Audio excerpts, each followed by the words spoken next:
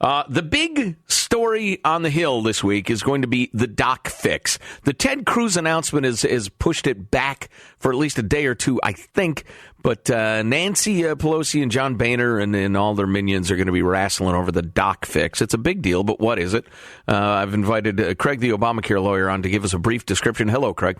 How are you? Good morning, Joe. Good, how are you? I remember we were actually riding mountain bikes when you first described what the doc fix was. Short of breath, yeah. And it and you know, speaking of funky accounting and government nuttiness and the rest of it, it's really kind of an interesting tale. What is it?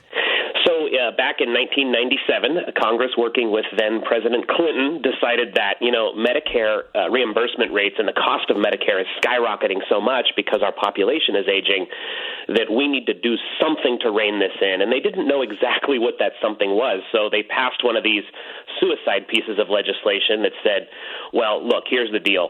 Starting a few years from now, if we don't have the cost of Medicare figured out, we're just going to start cutting what we pay doctors in the Medicare system by a 0.5% roughly or more per year. It reminds me a little of the whole sequester thing, which was never supposed to happen. It was sort of like the great-grandpappy of the sequester. Yeah. Okay. And so this, again, like I said, 1997, it's actually, so it first came up early in the Bush years, I believe, and President Bush went to Congress and said, we can't let this thing go because we already have a hard time with doctors treating seniors, and if we cut what we pay doctors without putting a whole-scale fix in, we're going to have seniors without doctors, and that's not good for anybody, and Congress said we agree. So needless to say, they had not figured out how to rein in costs in any way. No. And so it was looking like they'd have to actually implement what they'd said they would, yeah. Right, okay. And since that time, it's actually been punted on 17 different times by our federal government. And every political party is guilty in this deal.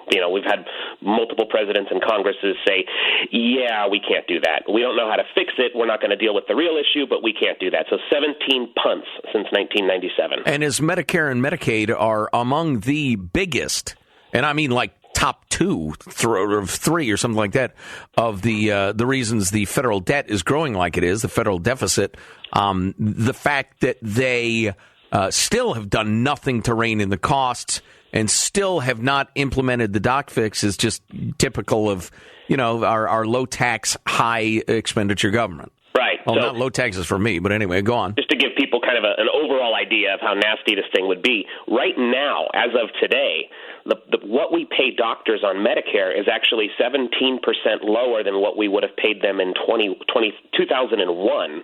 And that's because a lot of these, quote, puntings down the road have just been, let's just freeze what we pay doctors. Okay. So it's actually lower than what it would have been prior to this law.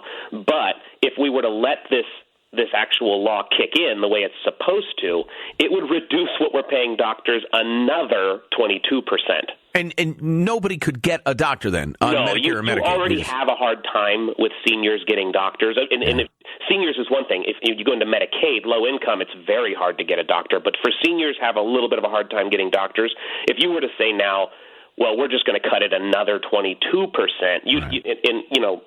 our older Americans vote, and so no politician wants to let this happen.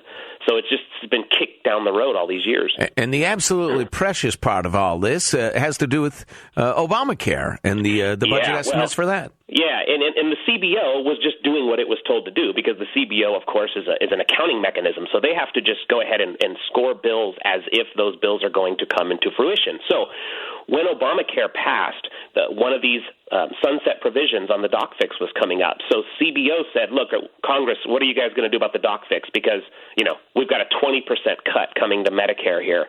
And at the time, Nancy Pelosi's controlled Congress said, no, we're going to let that happen. That's part of the savings we're going to rely on for Obamacare. So go ahead and score Obamacare as if we're going to cut what we pay doctors 20%, which at the time was roughly $200 billion of savings written into Obamacare that within 6 months of Obamacare passing, of course, Congress once again punted and said, no, we can't really do that. Well, and they never intended to. No, they never intended to. But CBO's handcuffed, right, because they just have to score that which is set in law. They can't rely on They can't rely on the logic that we all know that, of course, Congress is going to punt on this again. Right. Interesting. Yeah. Craig Gottwals is online. Craig, the Obamacare lawyer. So, Craig, I know you've got a fair amount of detail on the fix. I don't want to get too far into the weeds, but what are they talking about doing? Well, big picture here. I mean, because you can't cut the doctor's pay by 20-25%, or there won't be any for these people. No, in fact, this quote fix, unquote, and it would be a fix. It absolutely would be better than what we're doing now. They're looking at, for the next 5 years, to increase what we pay doctors roughly 0.5% per year.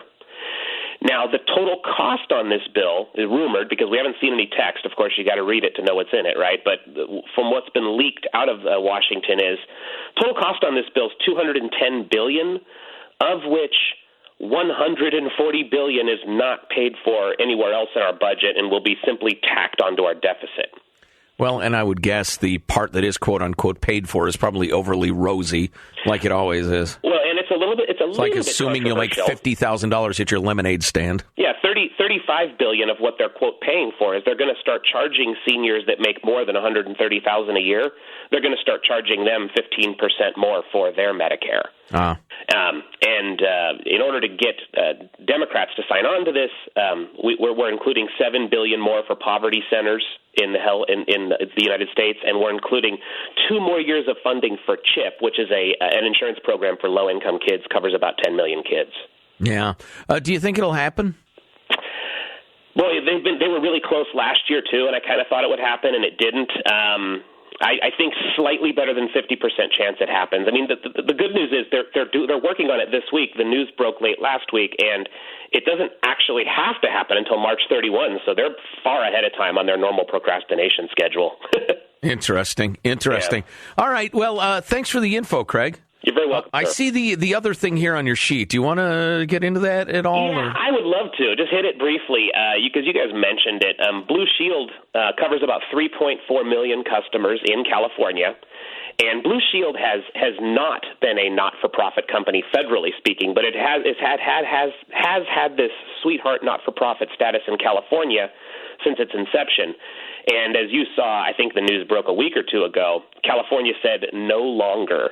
And really, this is something brokers have been screaming about for more than 10 years. You've got 2 big not-for-profit insurers in our state, Blue Shield and Kaiser. Mm-hmm.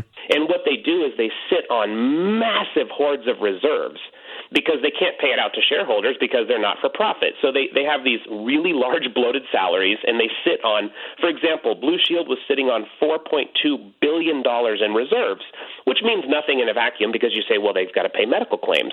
But that is, by their own definition of what is responsible, 4 times more than they need to have in reserve to pay future medical claims.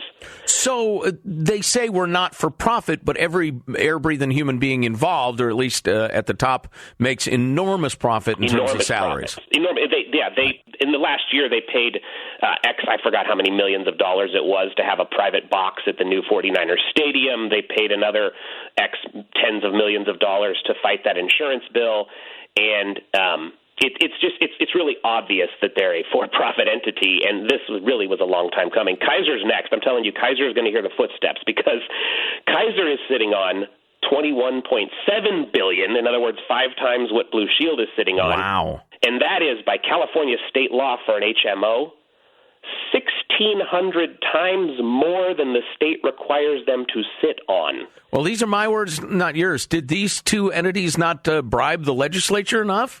I can't believe anybody's actually going after them.